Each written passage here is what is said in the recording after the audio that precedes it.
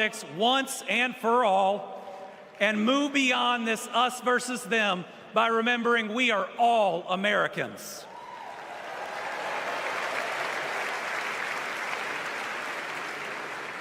That's how Joe Biden and Kamala Harris lead. They both called to ask how they could help Kentucky in recovering from natural disasters. They helped us improve our roads, our bridges, and invested in our people. They didn't ask me who Kentuckians voted for. They asked me what Kentuckians needed, and folks, they delivered.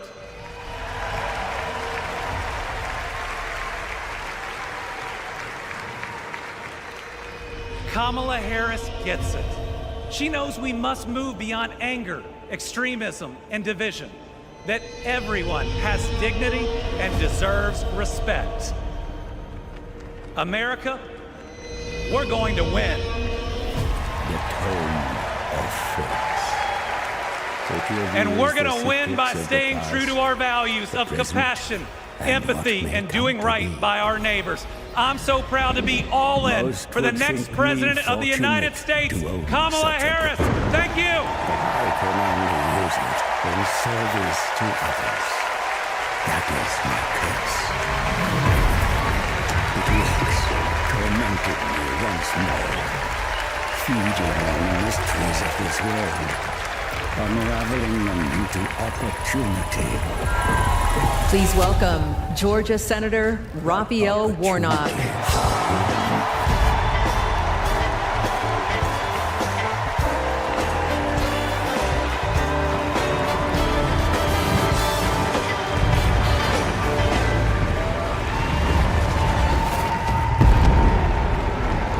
Well,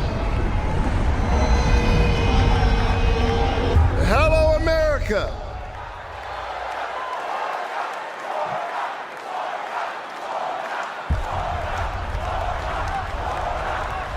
Thank you so very much. On January 5th, 2021, the people of Georgia did an amazing thing.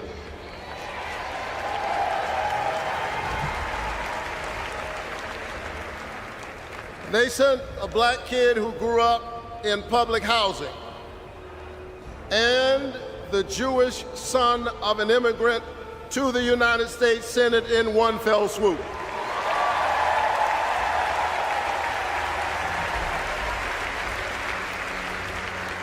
And among those Georgians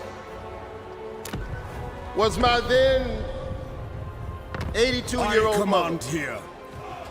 She grew up in Waycross, Georgia. Do you know where that is? It's way across Georgia. She grew up in Waycross, Georgia, where she picked other people's cotton and other people's tobacco. But because this is America, the 82-year-old hands that used to pick somebody else's cotton and somebody else's tobacco picked her youngest son to be a United States Senator.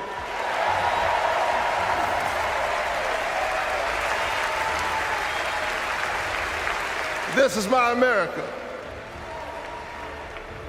Thank you, Mom. Thank you, Georgia. Thank you, America, for raising your voice and using your vote. A vote is a kind of prayer for the world we desire for ourselves and for our children, and our prayers are stronger when we pray together. And so together we flipped the Senate, held the House, and we sent Joe Biden and Kamala Harris to the White House.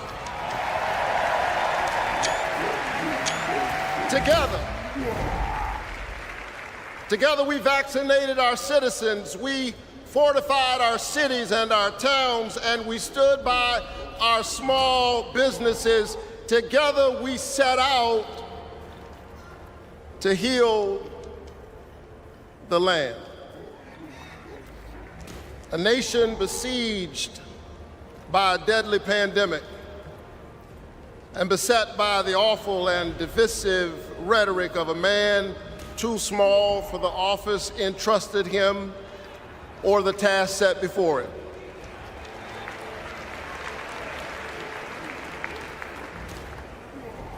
The day after my January 5th election, he instigated an insurrection, a violent assault on our nation's capital and the peaceful transfer of power, all driven by the big lie.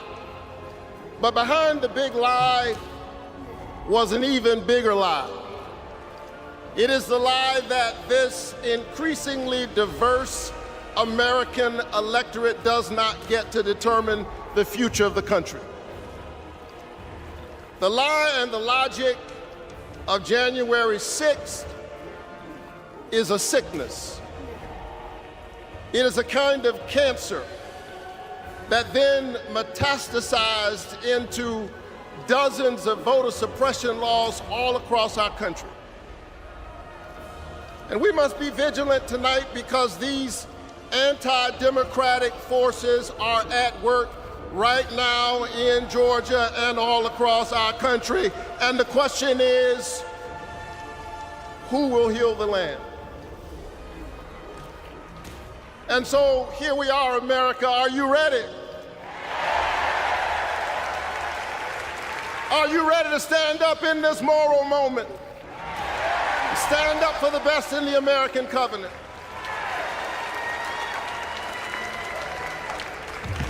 Elections are about the character of a country. And we must decide, again, we are the latest generation of Americans who get to decide what kind of country we want to be. And we must choose between the promise of January 5th and the peril of January 6th. A nation that embraces all of us or just some of us. Donald Trump's America is the America of January 6th. People who have no vision traffic in division. He does not know how to lead us, and so he wants to divide us. America, make no mistake, Donald Trump is a plague on the American conscience.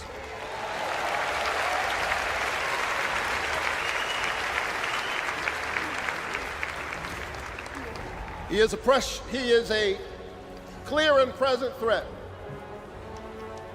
to the precious covenant we share with one another. And yes, I saw him holding the Bible and endorsing a Bible as if it needed his endorsement. He should try reading it.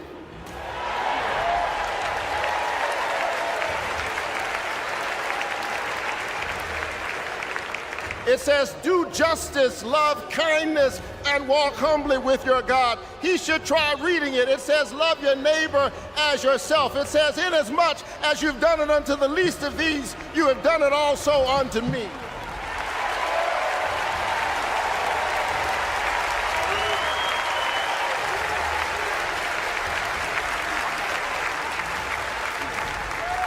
I choose the American covenant. E pluribus unum, out of many one. I choose January 5th. I choose a nation that provides a path for ordinary people and gives every child a chance.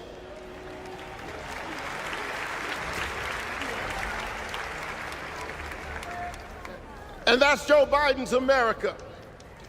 And he's been fighting for it for more than a half century. President Biden, America is so much better because of you, a true patriot who has always put the people first. Thank you, Joe.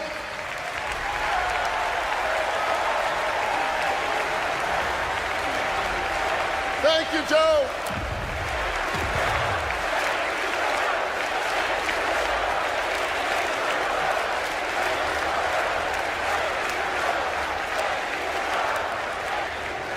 But I'll tell you something else. Not only is that Joe Biden's America, that's Kamala Harris's America.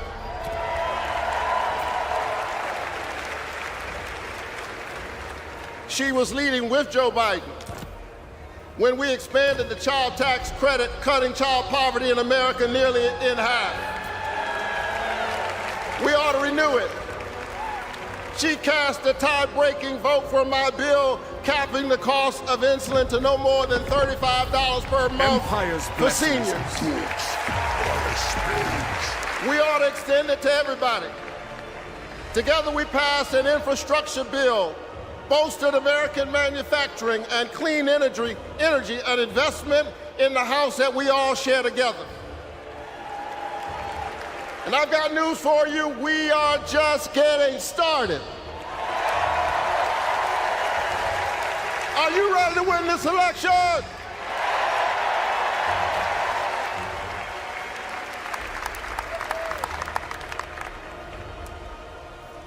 Kamala Harris and Tim Walz represent the new way forward. We're not going back. We're not going back because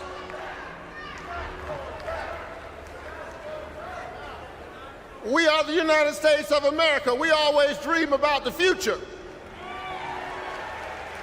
And so forward on women's reproductive rights, because we believe that a patient's room is too small and cramped a space for a woman, her doctor, and the United States government. That's too many people in the room.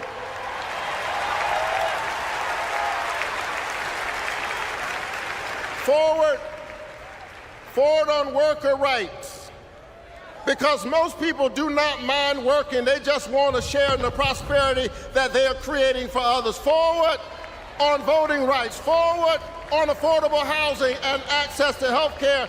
We are moving forward.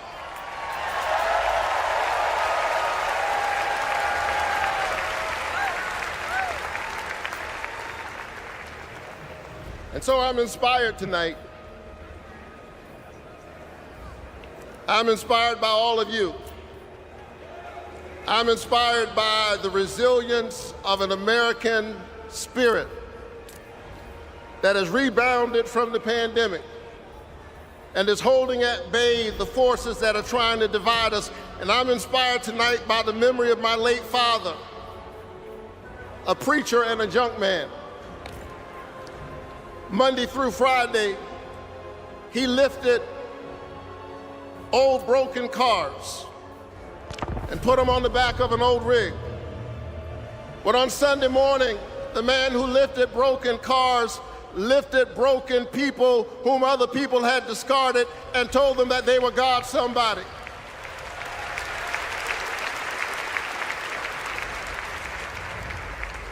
My dad discovered strength in the broken places, a power made perfect in weakness.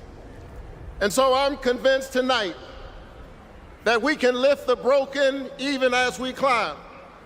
I'm convinced tonight that we can heal sick bodies. We can heal the wounds that divide us. We can heal a planet in peril. We can heal the land.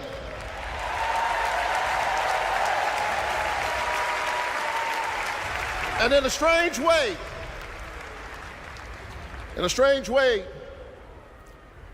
the pandemic taught us how. A contagious airborne disease means that I have a personal stake in the health of my neighbor. If she's sick, I may get sick also. Her health care is good for my health. I'm just trying to tell you that we are as close in our humanity as a cough. I need my neighbor's children to be okay so that my children will be okay. I need all of my neighbor's children to be okay. Poor inner city children in Atlanta and poor children of Appalachia. I need the poor children of Israel and the poor children of Gaza. I need Israelis and Palestinians. I need those in the Congo, those in Haiti, those in Ukraine. I need American children on both sides of the track to be okay.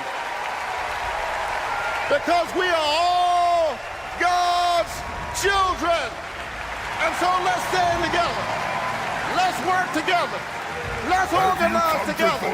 Let's pray together. Let's stand together. Let's heal the land. God bless you. Keep the faith. Keep looking up.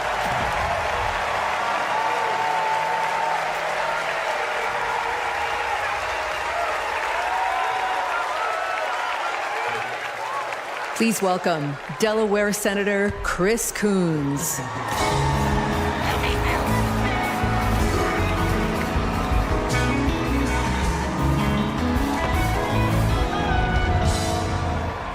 Good evening, folks. Good evening, America. Good evening, Chicago. Are there any Democrats in the room tonight?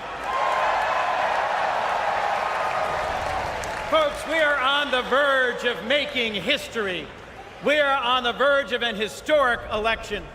And I want to talk with you for just a few minutes about my dear friend, our president, Joe Biden.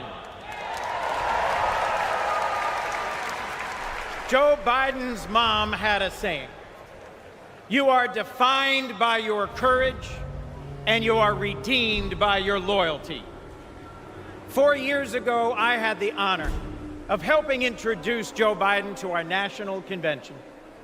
I spoke about Joe's faith, his love of family, his determination to restore the soul of our nation. Back in 2020, America was nearly flat on our back from a deadly pandemic, an economic collapse, and then in January, an assault on our democracy. All of this, because the drama and chaos of our former president had knocked us down. But folks, Joe Biden's courage, Joe Biden's faith in us, Joe Biden's determination to heal the soul of our nation gave us hope and gave us confidence. Someone who has himself been knocked down by life time and again. Joe Biden knows the grit and determination of the American people. He believed in us, and Joe Biden helped us get back up again.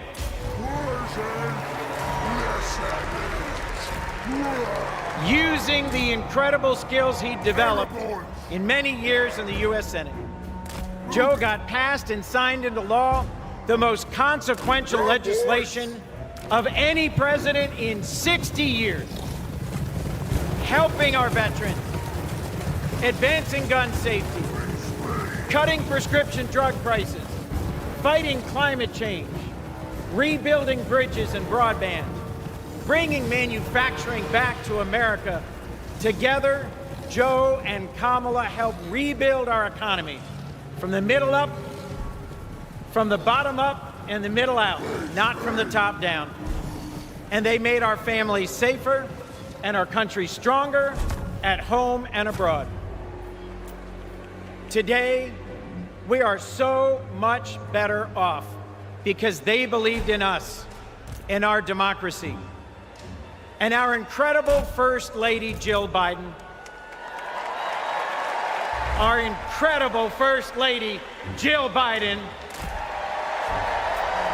our incredible First Lady, Jill Biden,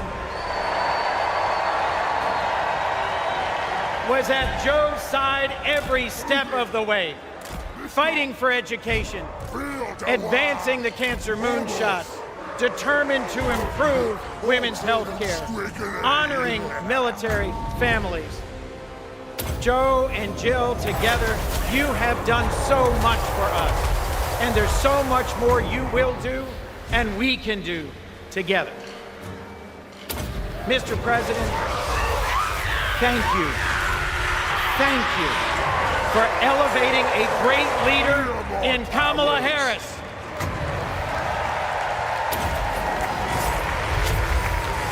Vice President Harris, thank you for choosing a great running mate with a heart for the middle class like yours in Sergeant, Congressman, Coach, Governor Tim Walz.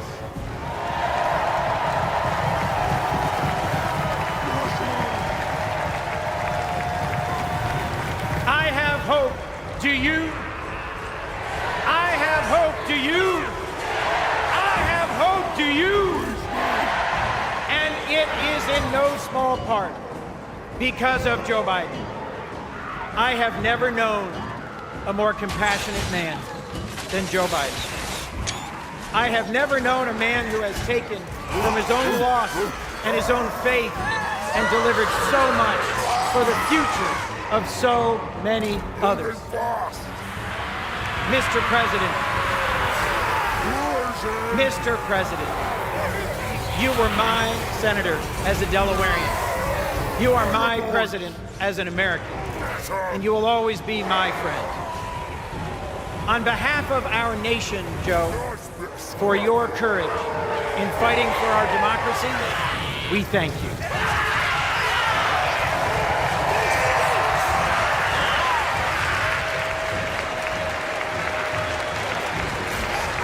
On behalf of our Democratic Party, for your loyalty in fighting for our democratic values, we thank you.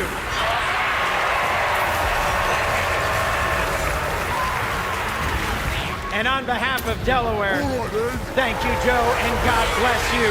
We love you. We love Joe. We love Joe. We love Joe. We love Joe.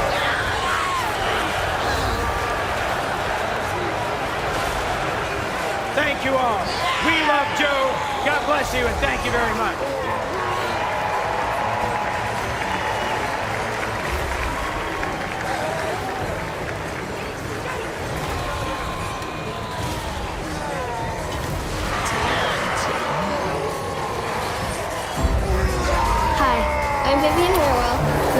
Grade student at Christopher College. I've been bouncing around all week excited for this moment, and last night I could barely sleep. I remember the day that we heard that President Biden had won, and the whole neighborhood started celebrating. So when I heard you were coming, I really wanted to meet you. I adore you because you embrace change from my generation, and the ones to come. I look up to you.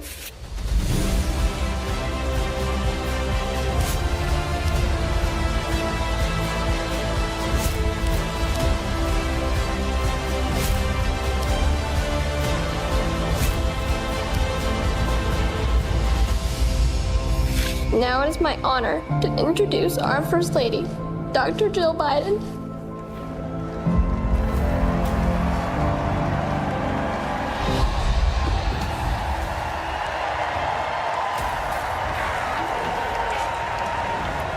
Please welcome First Lady of the United States, Jill Biden.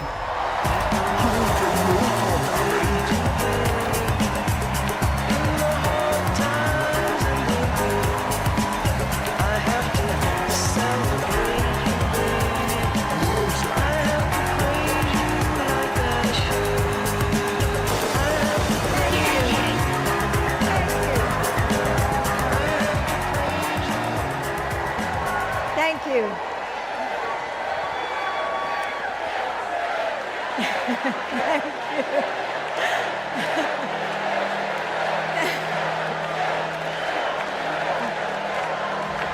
Thank you. Thank you so much. Love you too. Joe and I have been together for almost 50 years. And still, there are moments when I fall in love with him all over again. Like when I handed him our baby Ashley for the first time and saw the smile that lit up his face. Or on nights after an exhausting day working in the Senate, when he would read one more bedtime story just because the kids asked. When he stops on a rope line because he sees someone grieving who needs to know that everything is going to be all right one day. Or to encourage that child with a stutter to find the confidence she needs. Those moments when I'm reminded of all he's accomplished in the name of something bigger than himself. Receiving the Medal of Freedom with humility.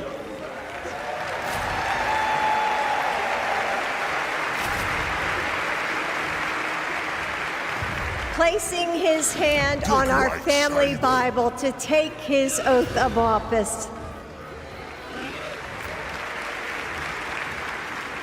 And weeks ago, when I saw him dig deep into his soul and decide to no longer seek re-election and endorse Kamala Harris.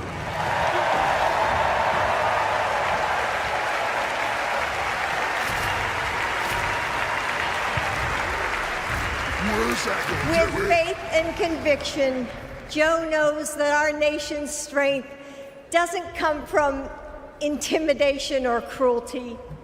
It comes from the small acts of kindness that heal deep wounds, from service to the communities that make us who we are, from love of a country that shines with promise and renewal. Kamala Harris knows that too.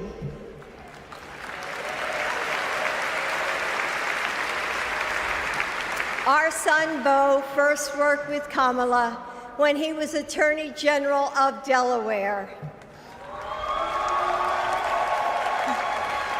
He told me at the dinner table one night, "Mom, she's special, someone to keep your eye on." And he was right. Joe and I know Kamala. We have seen her courage, her determination, and her leadership up close. Kamala and Tim, you will win.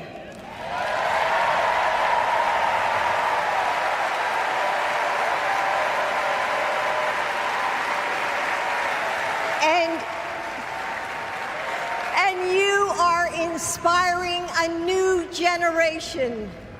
We are all a part of something bigger than ourselves, and we are stronger than we know. The future of our country is in the hands of those in this room and all of you watching at home.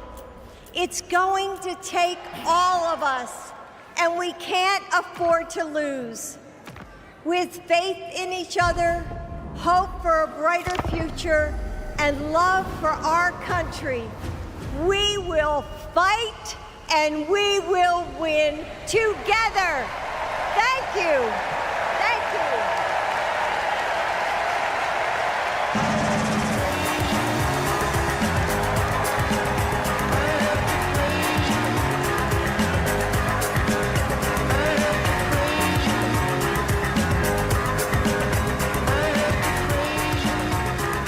Please welcome First Daughter, Ashley Biden.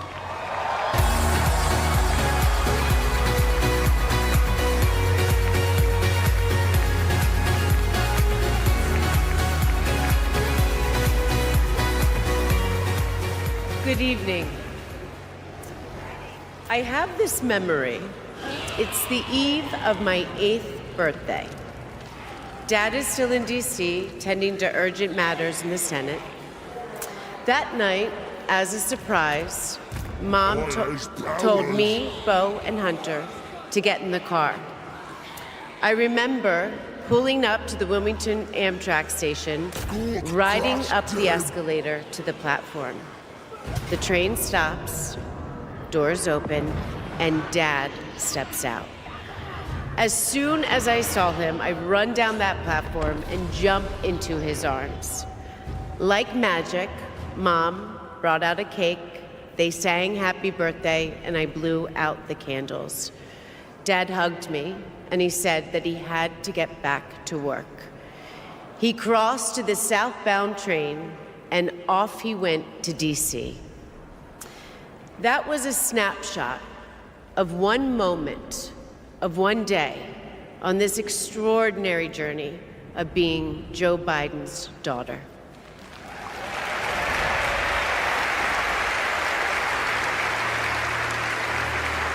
Joe Biden is the OG girl dad. He told me I could be anything and I could do anything. As a child, I would sit on the leather chair in his office doing my homework, and he would sit next to me doing his work, drafting the Violence Against Women Act.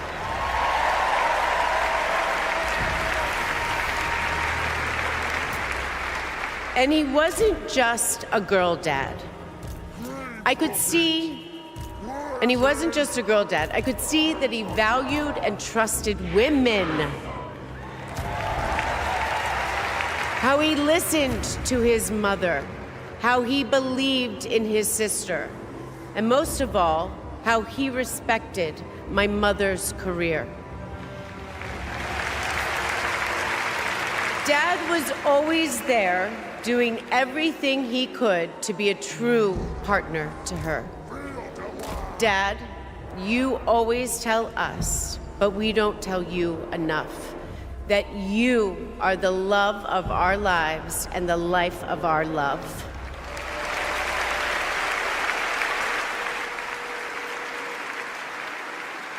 I had my wedding reception in my parents' backyard. At the time, my dad was vice president. But he was also that dad who literally set up the entire reception. He was riding around in his John Deere four-wheeler, fixing the place settings, arranging the plants, and by the way, he was very emotional. I thought that I would be a mess, but he was the one crying, and I was the one who had to comfort him. Before he walked me down the aisle, he turned to me and said that he would always be my best friend. All these years later, Dad, you are still my best friend. His example in service inspired my career. I'm a social worker in Philadelphia.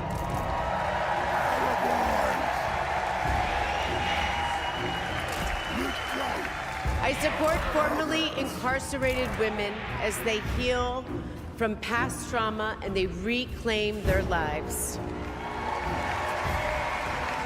Dad always told me that I was no better than anybody else and nobody was better than me.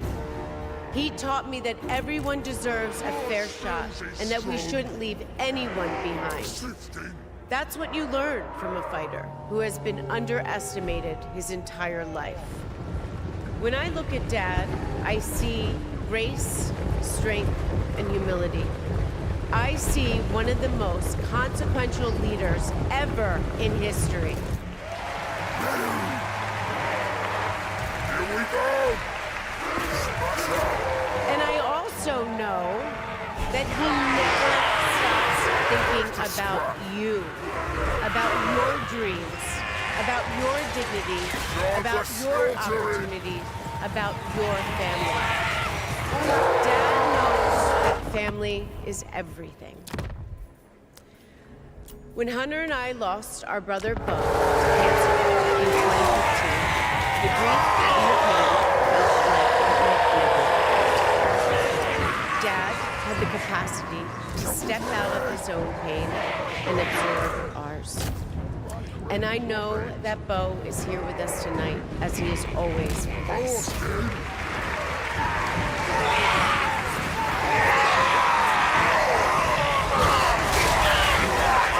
After the Olympics, I got this tattoo on my wrist. It says, "Courage, dear heart." A reminder to myself to keep going, to get back up, like my dad has always done. He has taught me that a courageous heart is a miraculous thing. courageous heart can heal a family. A courageous heart can heal a nation, and maybe even the world.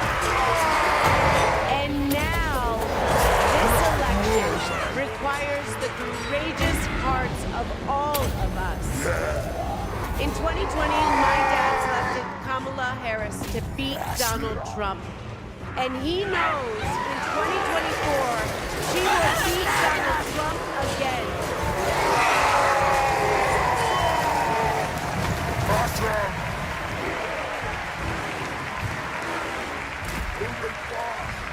So tonight, I am asking you, if you stood with us in 2020, call upon your courageous heart. Stand with us today. Work harder than you have ever worked before in your life. This is the fight of our lifetime. Our freedom, our democracy, our reproductive rights. All of it is on the ballot. And I know together we can do this.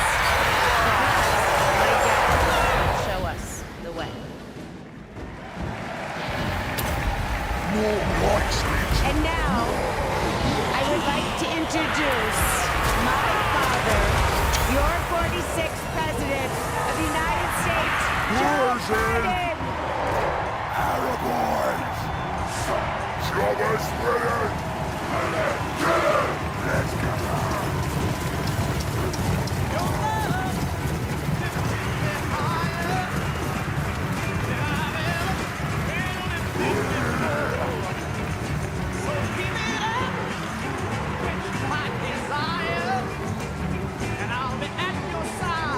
Ready! Shifting! Let's fight!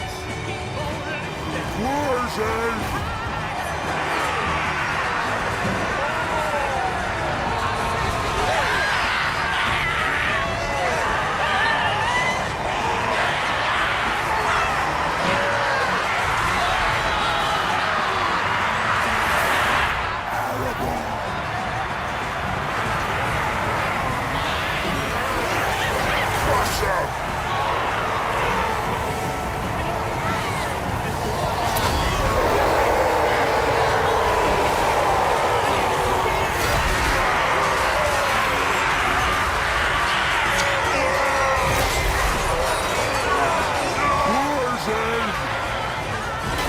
spills and straight.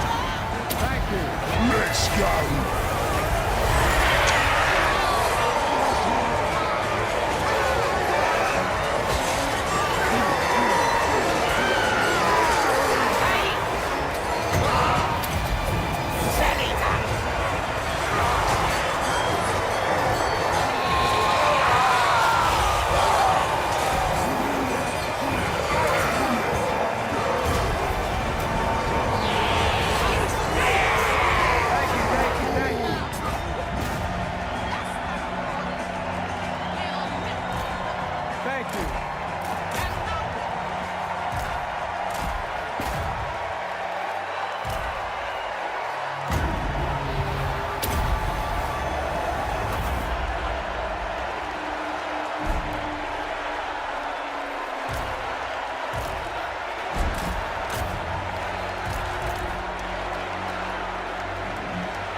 Thank you.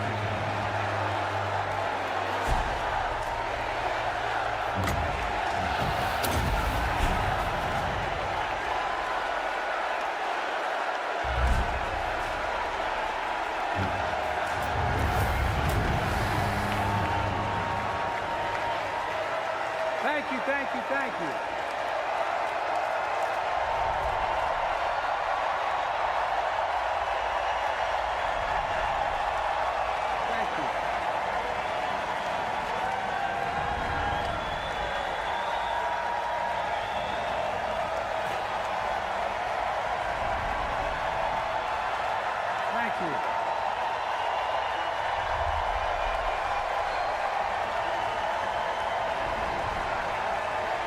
Thank you. I love you.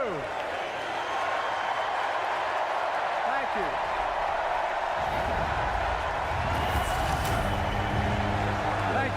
thank you, thank you.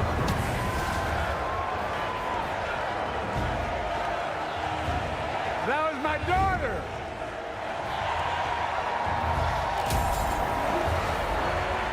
Cork and Morcock coming. Thank you.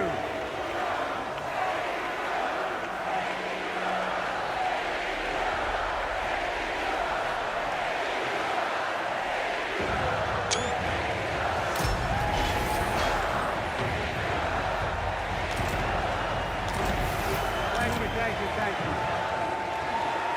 Thank you. Thank you for so... I tell you what.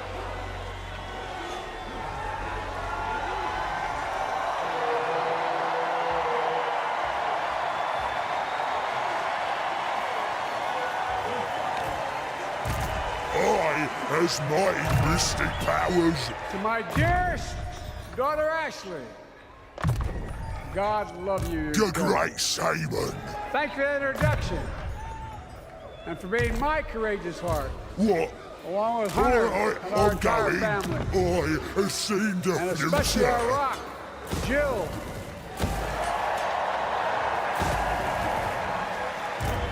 Was Those of you that? who know us, she still leaves me both breathless and speechless. Everybody knows her. I love her more than she loves me. She walks down the stairs and I still get that going boom, boom, boom. You all will know me. No, not kidding. Let's give a special round of applause to our First Lady, Jill Biden.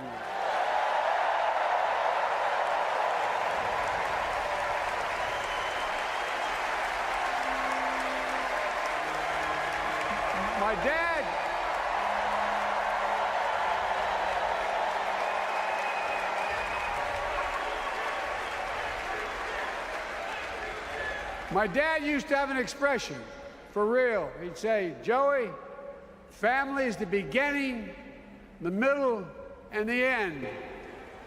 And I love you all. Folks. And America, I love you.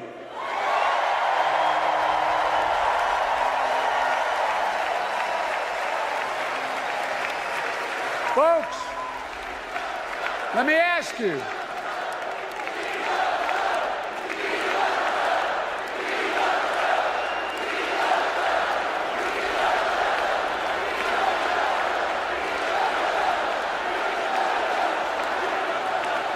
Let me ask you,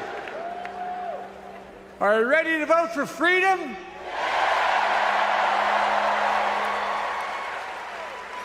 Are you ready to vote for democracy and for America? Let me ask you, are you ready to elect Kamala Harris and Tim Walz, President and Vice President of the United States?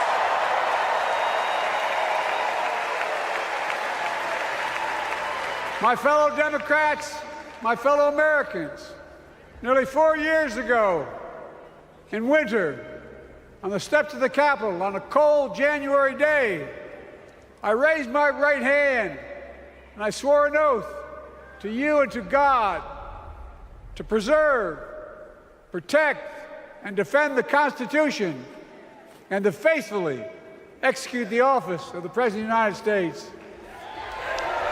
In front of me was a city surrounded by the National Guard. Behind me, a Capitol that 2 weeks before had been overrun by a violent mob. But I knew then, from the bottom of my heart, that I knew now, there is no place in America for political violence. None.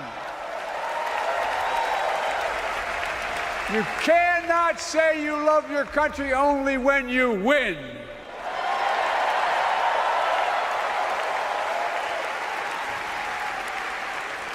In that moment, I wasn't looking to the past.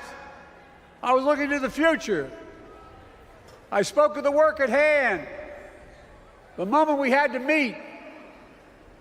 It was, as I told you then, a winter of peril and possibility. of peril and possibility. We're in the grip of a once-in-a-century pandemic, historic joblessness, a call for racial justice long overdue, clear and present threats to our very democracy. Thank you.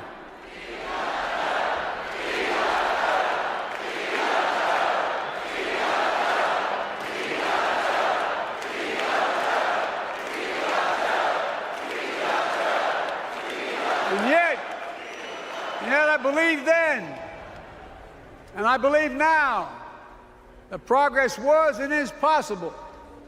Justice is achievable, and our best days are not behind us, they're before us.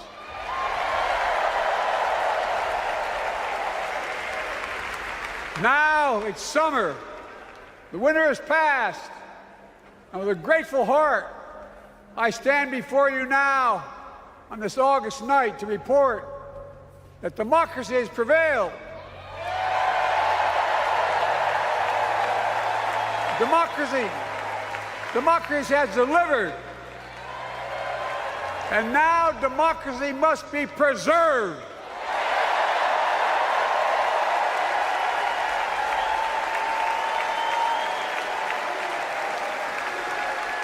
You've heard me say it before. We're facing an inflection point. One of those rare moments in history when the decisions we make now will determine the fate of our nation and the world for decades to come. That's not hyperbole, I mean it literally. We're in a battle for the very soul of America. I ran for president in 2020 because of what I saw in Charlottesville in August of 2017. Extremists coming out of the woods, carrying torches, their veins bulging from their necks, carrying Nazi swastikas, and chanting the same exact anti-Semitic bile that was heard in Germany in the early 30s. Neo-Nazis, white supremacists, and the Ku Klux Klan, so emboldened by a president then in the White House that they saw as an ally. They didn't even bother to wear their hoods. Hate was on the march in America. Old ghosts and new garments, stirring up the oldest divisions, stoking the oldest fears, giving oxygen to the oldest forces that they long sought to tear apart America. In the process, a young woman was killed. When I contacted her mother, I asked about what happened. She told me. When the president was asked what he thought had happened, Donald Trump said, and I quote, "There are very fine people on both sides. My God." That's what he said. That is what he said and what he meant. That's when I realized, had listened to the admonition of my dead son, I could not stay in the sidelines. So I ran.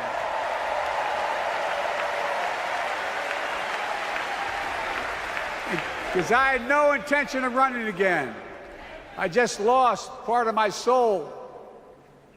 But I ran with a deep conviction. In America, I know and believe in an America where honesty, dignity, decency still matter. An America where everyone has a fair shot and hate has no safe harbor.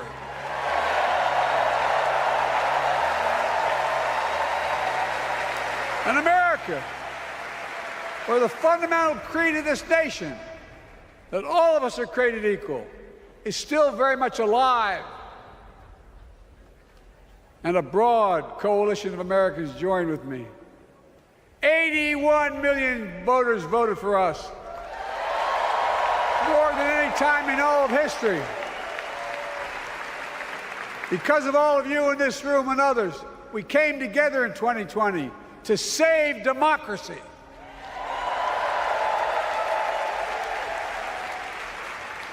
As your president, I've been determined to keep America moving forward, not going back, to stand against hate and violence in all its forms, to be a nation where we not only live with but thrive on diversity, demonizing no one, leaving no one behind, and becoming the nation that we profess to be.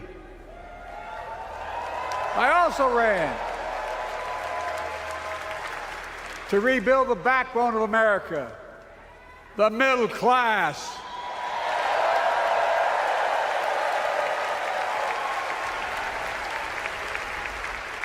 I made a commitment to you that I be a president for all Americans, whether you voted for me or not.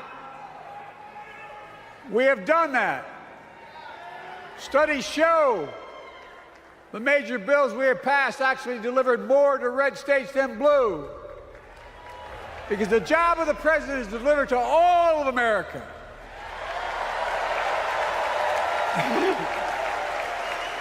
And because of you, and I'm not exaggerating, because of you, we've had one of the most extraordinary 4 years of progress ever, period.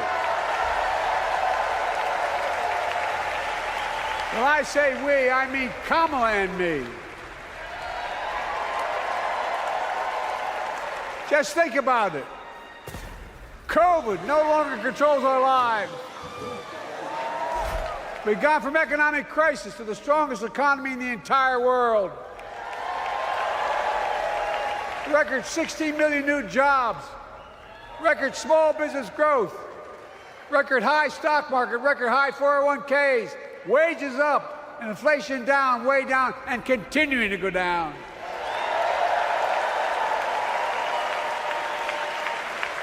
The smallest racial wealth gap in 20 years.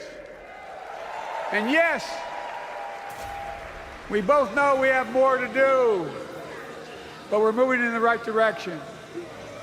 More Americans have peace of mind that comes from having health insurance. More Americans have health insurance today than ever before in American history.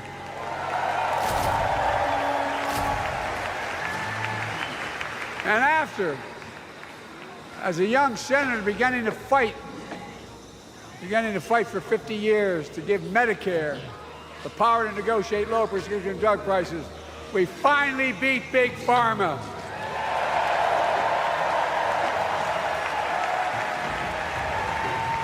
And guess who cast the tie-breaking vote? Vice President, soon-to-be President Kamala Harris.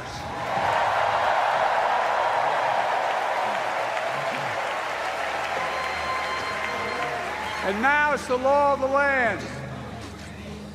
Instead of paying $400 a month for insulin, seniors with diabetes will pay $35 a month. The law we passed already includes, starting in January, every senior's total prescription costs can be capped at $2,000 no matter how expensive the drugs they have. And what we don't focus on, and our Republican friends don't seem to understand, our reforms don't just save seniors money, they save the American taxpayers money.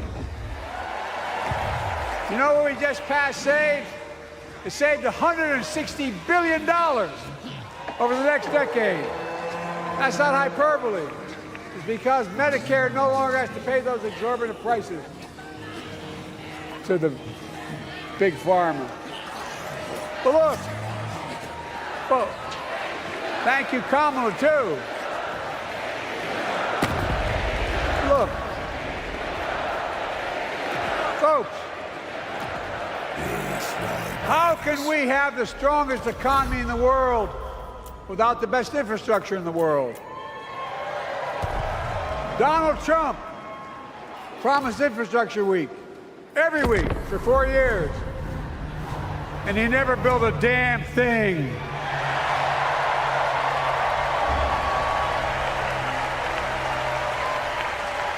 But now, because of what Kamala and I have done, remember we were told we couldn't get it done. Remember when we came into office, we couldn't get anything passed? Well, now, because of what Kamala and I have done, remember we were told we couldn't get it done. Remember when we came into office, we couldn't get it done. Remember when we came into office, we couldn't get anything passed? But now, because of what Kamala and I have done, remember we were told we couldn't get it done. Remember when we came into office, we couldn't get anything passed? But right now, we're giving America an infrastructure decade, not week. We're modernizing our roads, our bridges, our ports, our airports, our trains, our buses. We're removing every lead pipe from schools and homes so every child can drink clean water. We're providing affordable high-speed internet for every American, no matter where they live, not unlike what Roosevelt did with electricity. And so much more. Let's take what should be We are ours. uniting the country. We're growing our economy. We're improving our quality of life. And we're building a better America.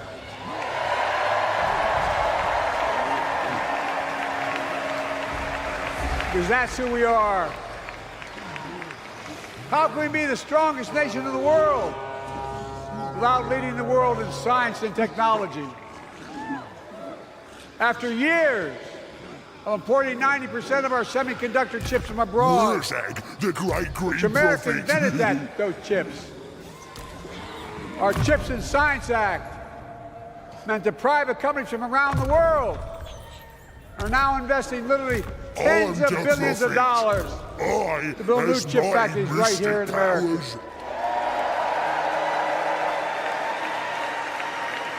And over that period, they'll create tens of thousands of jobs. And many of those jobs in the so-called fabs, the buildings that make the chips, that's being constructed now. And guess what? The average salary in those fabs, size of a football field, will be over $100,000 a year, and you don't need a college degree.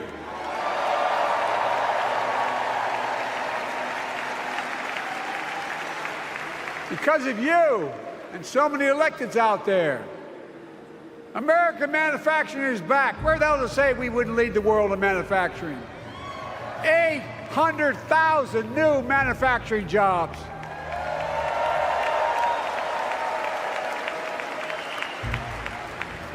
Our Republican friends and others made sure they'd go abroad to get the cheapest labor. We used to import products and export jobs. Now we export American products and create American jobs. Right here in America, where jobs belong. With every new job, with every new factory, pride and hope is being brought back to communities throughout the country that were left behind. You know you're from it, many of you. You know what it's like when that factory closed, where your mother, your father, your grandmother, grandfather worked. And now you're back, providing once again, proving that Wall Street didn't build America, the middle class built America, and unions built the middle class.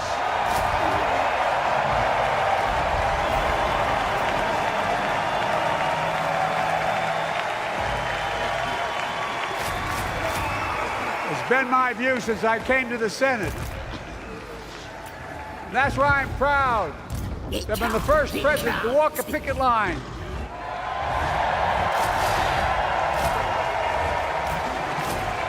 And be labeled the most pro-union president in history, and I accept it. It's a fact.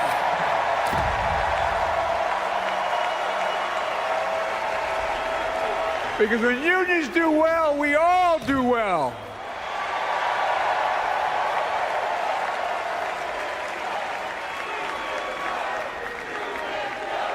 You got it, man. You got it.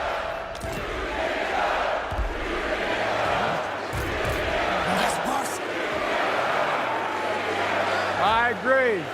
I'm proud. Look, remember he told we couldn't get anything done because we couldn't get anything done in the Congress? Well, with your support, we passed the most significant climate law in the history of mankind.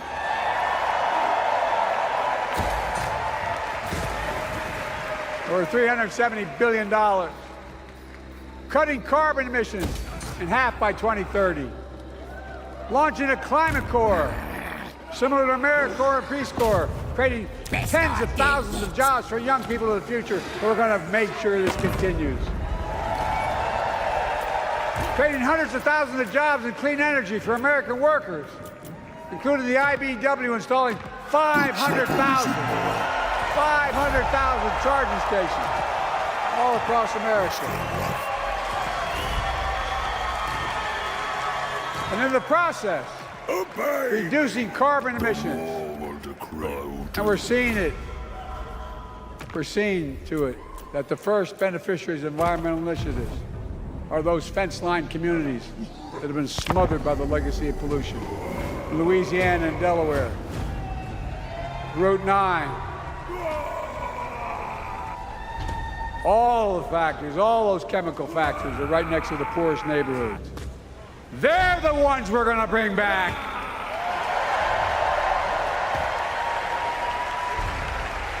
And how?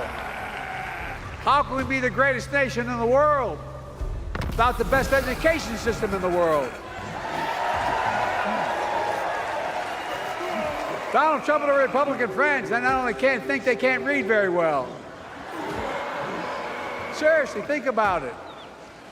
Look at their Project 2025. They want to do away with the Department of Education. Well, during the pandemic, Kamala and I helped states and cities get back their schools back open. And we gave public school teachers a raise.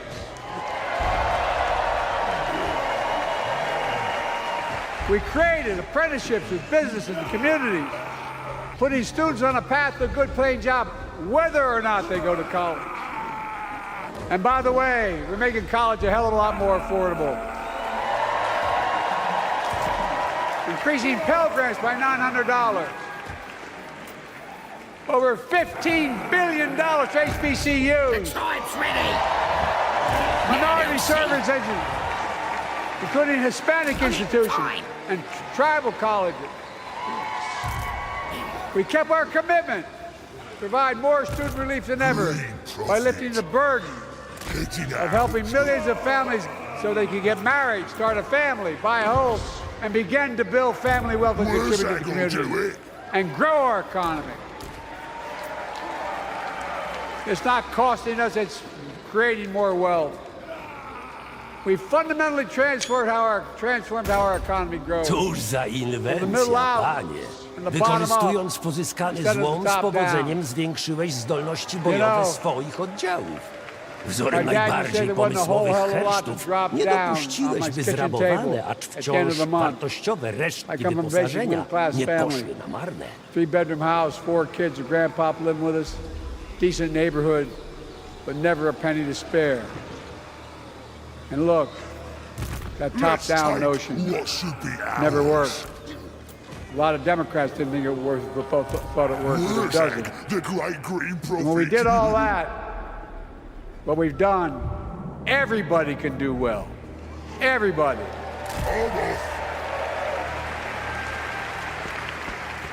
Donald Trump calls America a failing nation. No, I'm serious. But think about this. Think about this.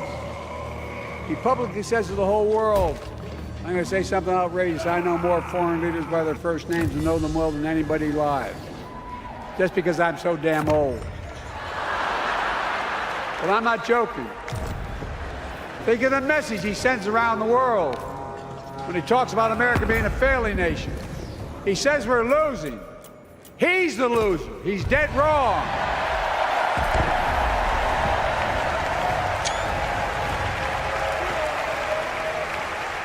Many of you are very successful people who travel the world. Name me a country in the world that doesn't think we're the leading nation in the world. Without America, not a joke, think about it. I'm being literal. Who could lead the world other than the United States of America? Well, guess what?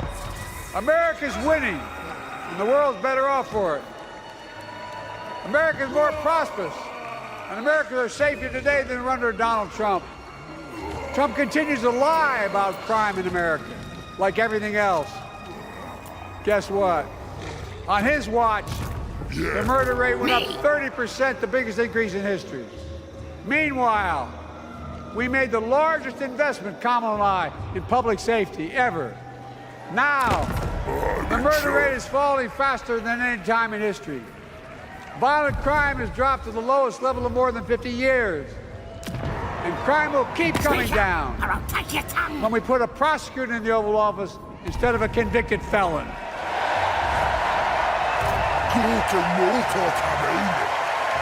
Don't mess with me! Watch him!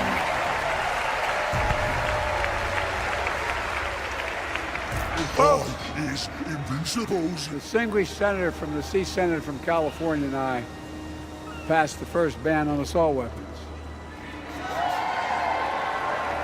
And guess what? It worked. I'm leaving. If we care about public safety, we need to prevent gun violence. And it makes me ashamed when I travel the world, which I do. More children in America are killed by a gunshot than any other cause in the United States. More die from a bullet than cancer, accidents, or anything else in the United States of America. My God. What? That's why Kamala and I are proud. We beat the NRA when we passed the first major bipartisan gun safety law in 30 years.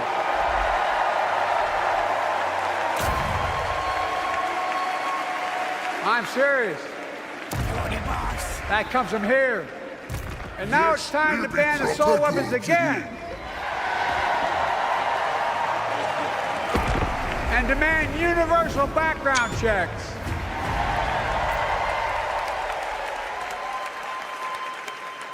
It's hard. I never thought I'd stand before a crowd of Democrats and refer to a president as a liar so many times. No, I'm not trying to be funny. It's sad. Trump continues to lie about the border.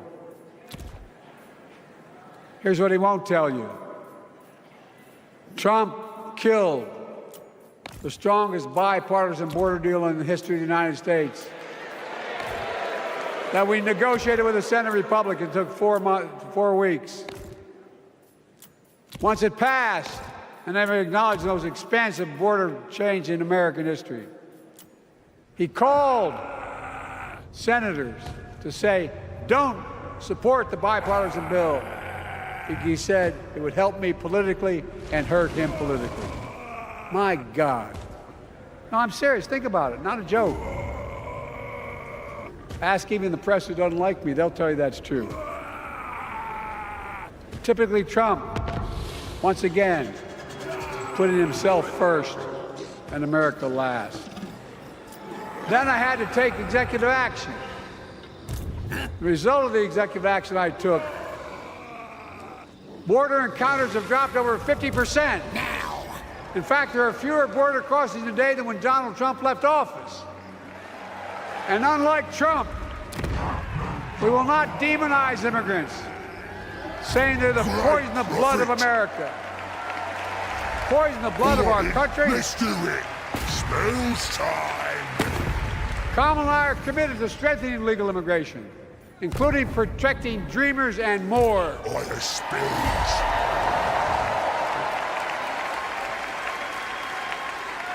And here's what else I believe in. Protecting your freedom. Your freedom to vote. Your freedom to love who you love.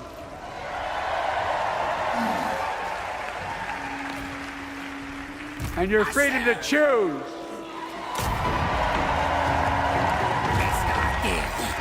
In its decision overturning Roe v. Wade, as you heard earlier tonight, the United States Supreme Court majority wrote the following, quote, women are not without electoral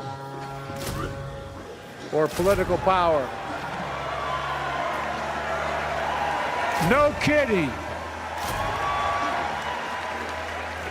MAGA Republicans found out the power of women in 2022.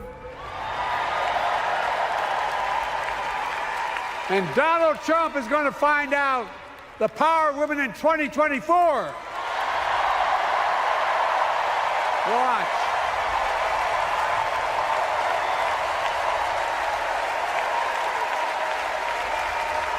And where Trump and his mega Republican right-wingers seek to erase history, we Democrats continue to write history and make more history.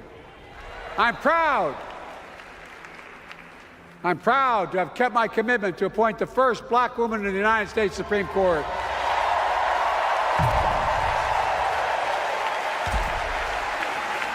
Ketanji Brown Jackson, a symbol for every young woman in America that you can do anything.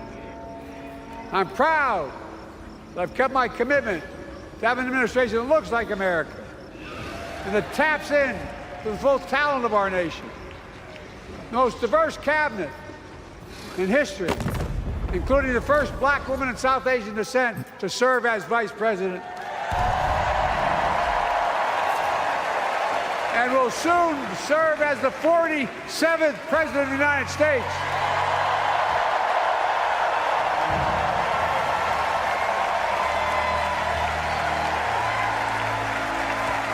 She is good. Look. Thank you, Kamala.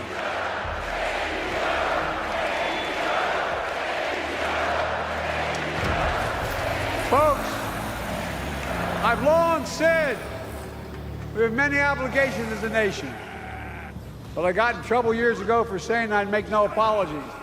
We have only one truly sacred obligation: to prepare and equip those we send to war and care for them and their families when they come home and when they don't.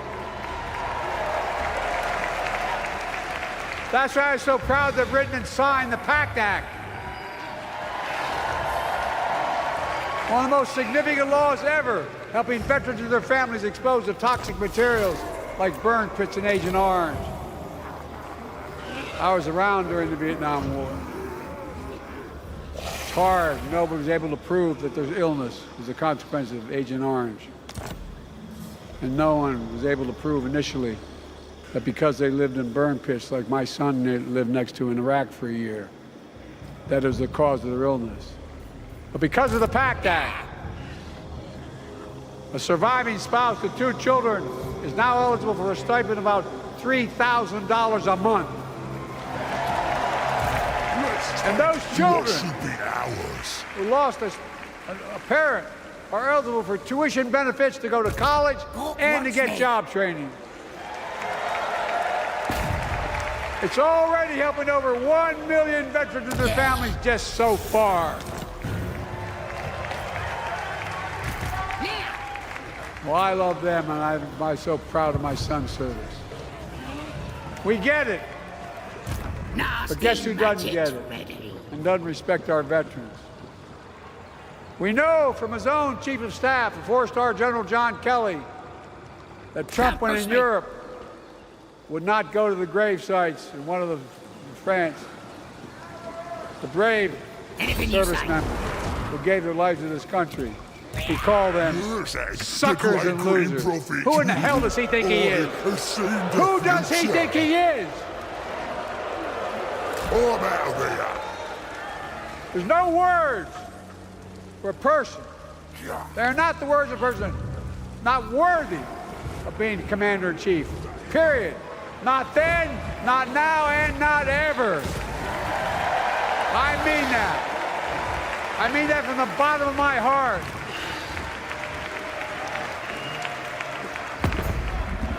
Just as no commander-in-chief should ever bow down to a dictator, the way Trump bows down to Putin. I never have, and I promise you, Kamala Harris will never do it. Will never bow down. When Trump left office, Europe and NATO was in tatters. Not a joke. America First doctrine changed our whole image in the world. Well, they gave the hours, about 190 hours sum total, dealing with my counterparts or heads of state in Europe to strengthen NATO. We did. We united Europe like it hadn't been united for years, adding Finland and Sweden to NATO. 10 days before he died, Henry Kissinger called and said, not since Napoleon has Europe not looked over their shoulder at Russia with dread? Until now. Until now. Well, guess what? Putin thought he'd take Kyiv in 3 days. 3 years later, Ukraine is still free.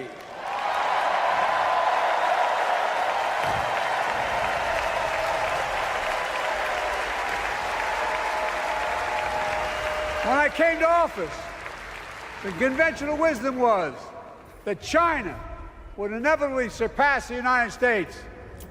They haven't noticed. No one's saying that now.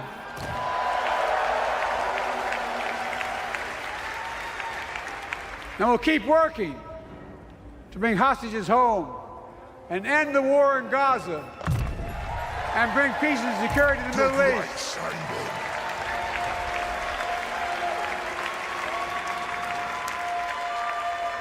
As you know, I wrote a peace treaty for Gaza. A few days ago, I put forward a proposal that brought us closer to doing that than we've done since October 7th. We're working around the clock, my Secretary of State, to prevent a wider war and reunite hostages with their families and surge humanitarian health and food assistance into Gaza now. To end the civilian suffering of the Palestinian people, and finally deliver a ceasefire and end this war.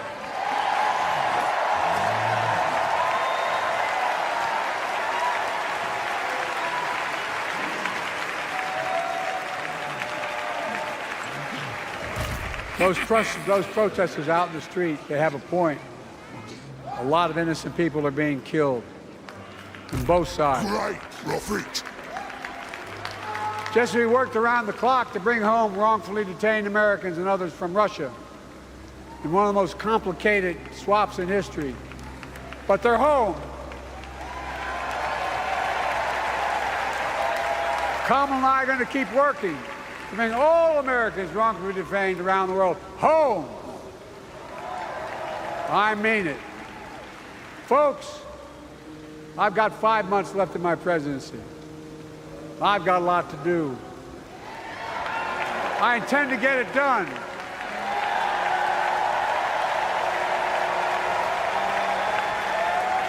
It's been the honor of my lifetime to serve as your president. I love the job, but I love my country more. I love my country more. And all this talk about how I'm angry at all those people who said I should step down. That's not true.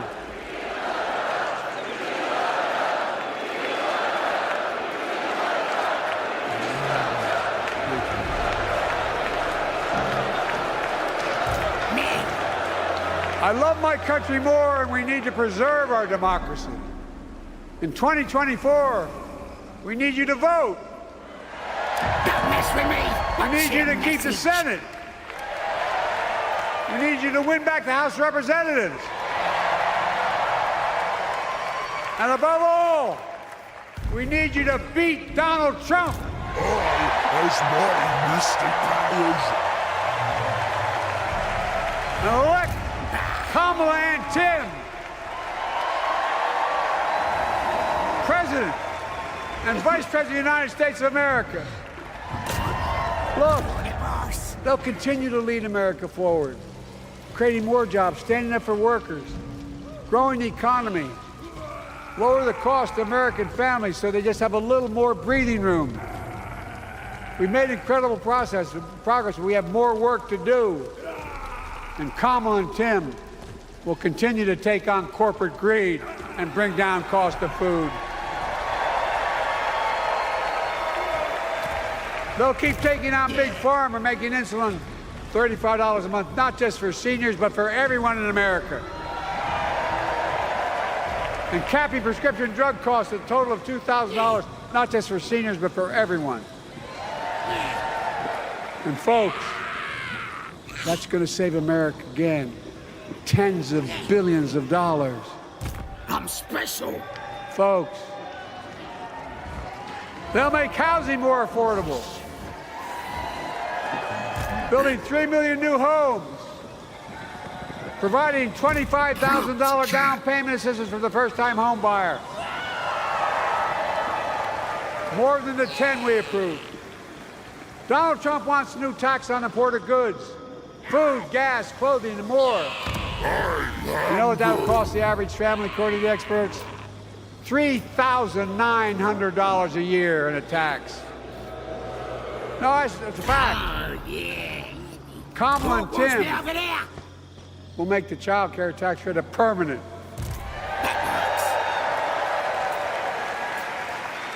Lifting millions of children out of poverty and helping millions of families get ahead. But you know what Trump has? He created the largest debt any president had in 4 years with his $2 trillion tax cut for the wealthy. Well, Trump has a new plan. He wants to provide a $5 billion tax cut for corporations and the very wealthy. Read it. Put us further in debt. And folks, you know we have 1,000 billionaires in America. You know what their average tax rate they pay? 8.2%. If we just increased our taxes we proposed to 25%, which isn't the highest tax rate even, it would raise $500 billion new dollars over 10 years. And they'd still be very wealthy. Look,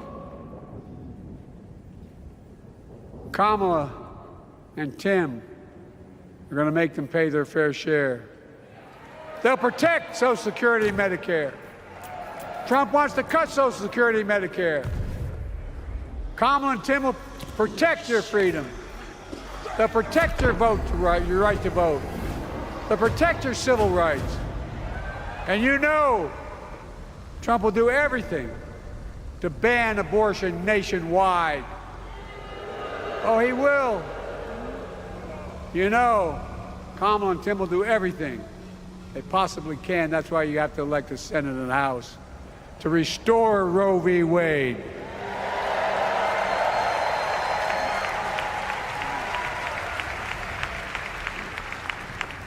The ancient Greeks taught us that character is destiny. Character is destiny. For me and Jill, we know Kamala and Doug are people of character. It's been our honor to serve alongside them. And we know that Tim and Gwen Waltz are also people of great character. Selecting Kamala was the very first decision I made when I became our nominee.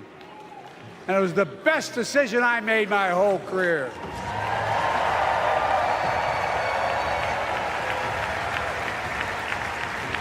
We've not only gotten to know each other, we've become close friends. She's tough, she's experienced, and she has enormous integrity, enormous integrity. Her story represents the best American story. And like many of our best presidents, she was also vice president. That's a joke.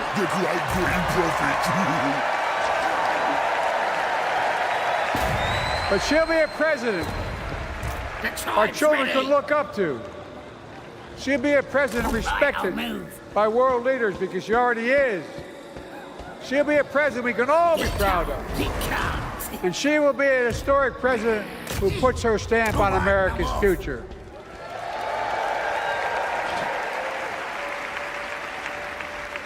This will be the first presidential election since January 6th. On that day, we almost lost everything about who we are as a country. And that threat, this is not hyperbole, that threat is still very much alive. Donald Trump says he will refuse to accept the election result if he loses again. Think about that. He means it. Think about that. He's promising a bloodbath if he loses, in his words. And that he'll be a dictator on day one, in his own words. I spills. By the way, this sucker means it. No, I'm not joking. Think about it. Anybody else said that in the past, you'd think he was crazy. He is crazy, but you'd think it was an exaggeration, but he means it. We can't let that happen. Folks, all of us carry a special obligation. Independents, Republicans, Democrats. We saved democracy in 2020, and now we must save it again in 2024.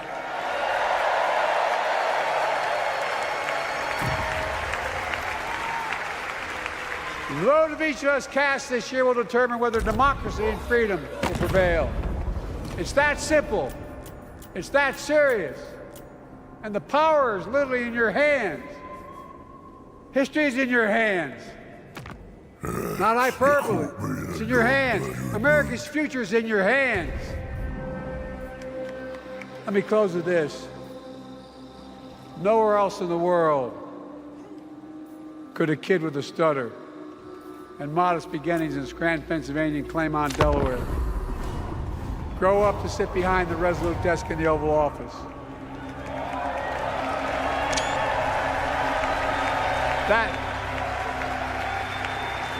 That's because America is, and always has been, a nation of possibilities. Possibilities. We must never lose that. Never. Kamala and Tim understand that this nation must continue to be a place of possibilities. Not just for the few of us, but for all of us. But join me in promising your whole heart to this effort, and where my heart will be. I promise I'll be the best volunteer Harrison Waltz has Cam ever seen.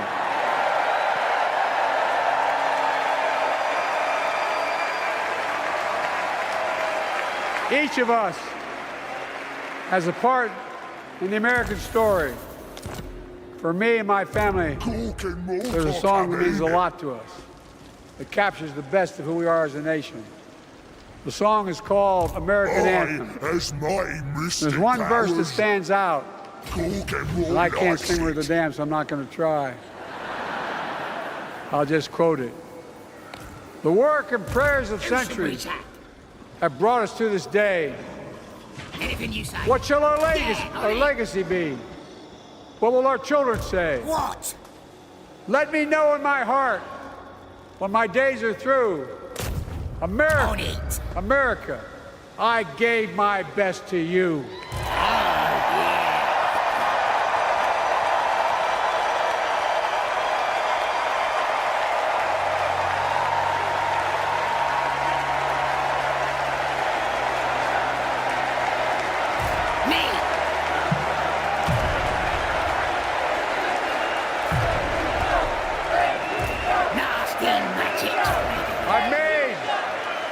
I've made a lot of mistakes in my career, but I gave my best to you. For 50 years, like many of you, I've given my heart and soul to our nation. And I've been blessed a million times in return for the support of the American people. I've either been too young to be in the Senate because I wasn't 30 yet, and too old to stay as president. But I hope you know how grateful I am to all of you.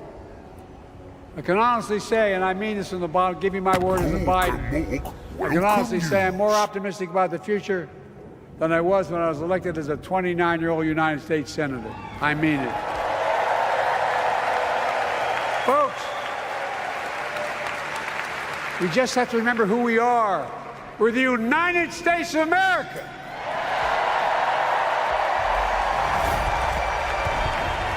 And there's nothing we cannot do when we do it together.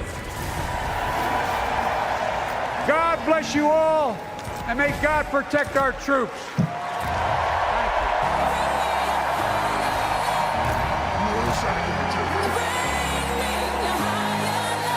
This magic is real.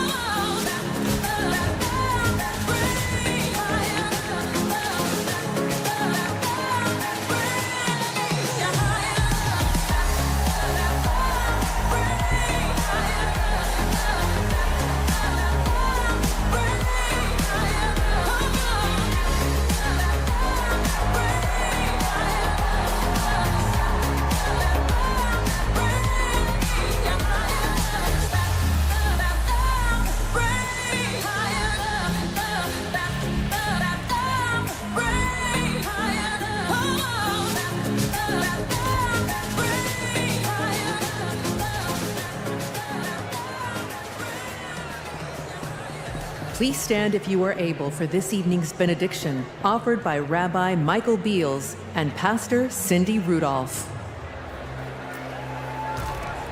Yea, prophet.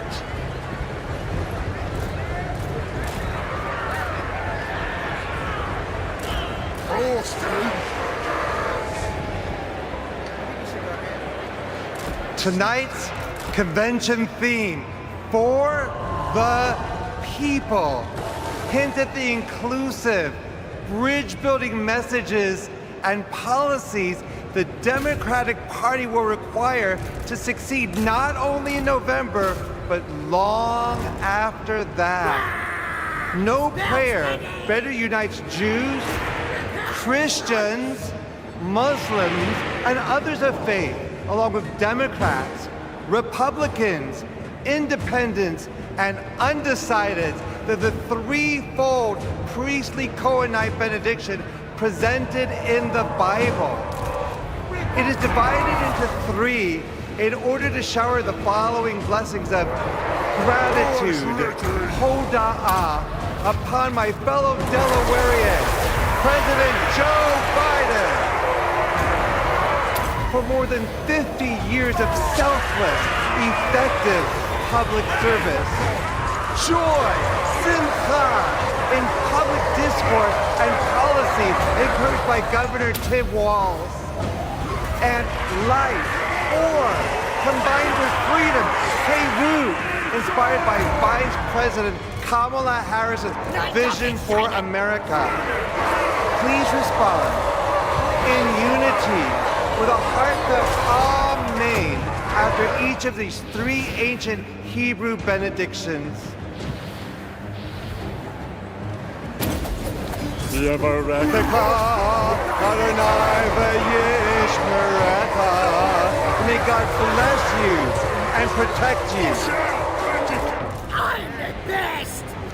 Ya'er Adonai panav elecha v'yichonecha. May God deal kindly and graciously with you. Yesadnai panav elecha v'yisem lecha shalom. May God turn towards you and grant you that most precious gift, the gifting of wholeness and the gift of peace, and let us say a heartfelt Amen.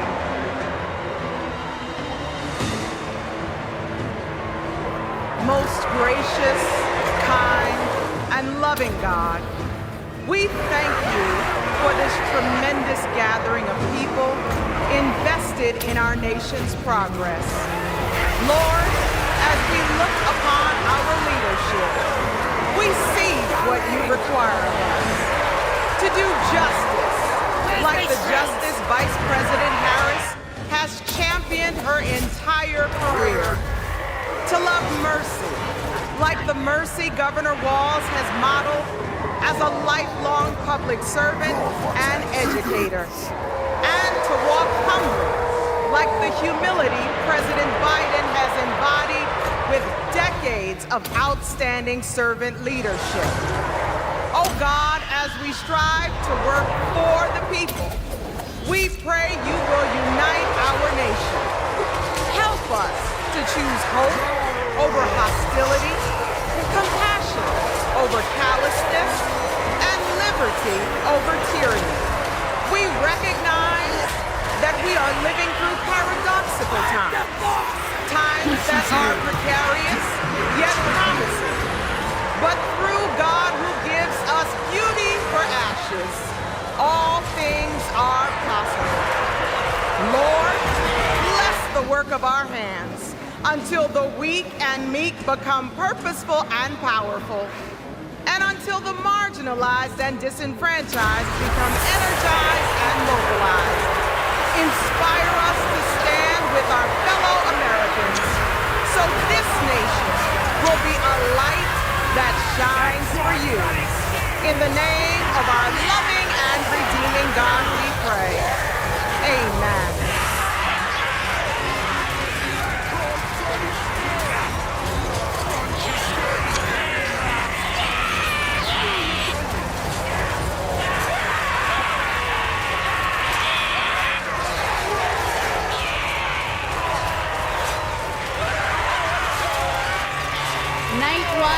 of the Democratic National Convention has officially come to an end.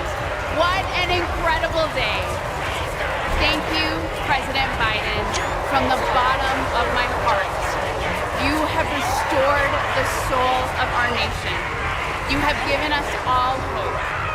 The chair will now entertain a motion to recess our convention until Tuesday, August 20th at 6 p.m. Is there a second? All in favor, please signify by saying aye. All opposed? The ayes have it. We'll see you tomorrow night, everybody.